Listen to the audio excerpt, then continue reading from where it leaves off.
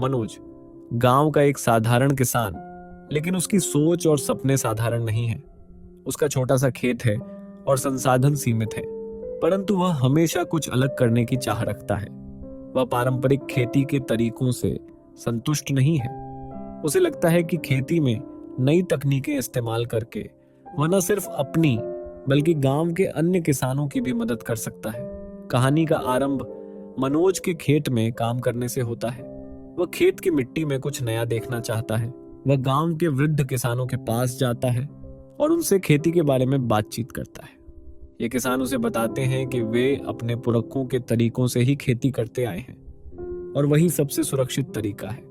वे मनोज की योजनाओं को गंभीरता से नहीं लेते और उसे असंभव सपने देखने वाला कहकर मजाक उड़ाते हैं। मनोज का सपना है कि वह गांव में नई खेती की तकनीकों को लाकर किसानों की जिंदगी में सुधार लाए।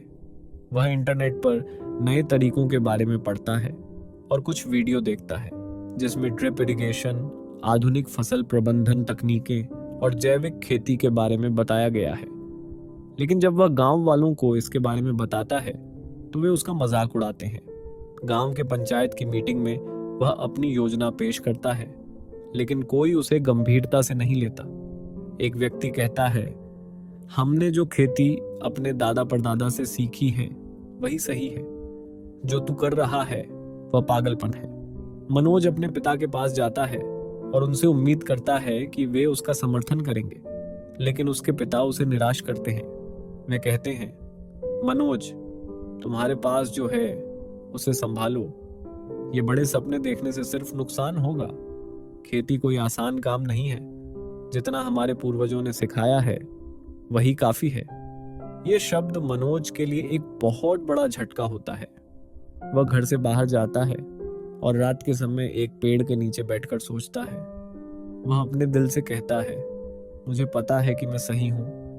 अगर मैंने कुछ नया नहीं किया तो यह खेती मुझे कुछ भी नहीं देगी। मुझे कुछ करना होगा। मनोज का दृढ़ निश्चय उसे फिर से उठने की प्रेरणा देता है। वह तय करता है कि चाहे जो भी हो वह अपने सपनों को पूरा करेगा। अंत में मनोज अपने बैग में कुछ कपड़े डालता है और शहर जाने का निर्णय लेता है।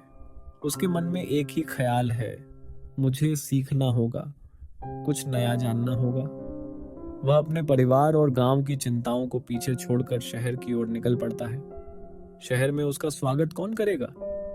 क्या उसका यह फैसला सही है या वह गलत दिशा में जा रहा है? जानने के लिए बने रहे हमारे साथ दूसरे एपिसोड में।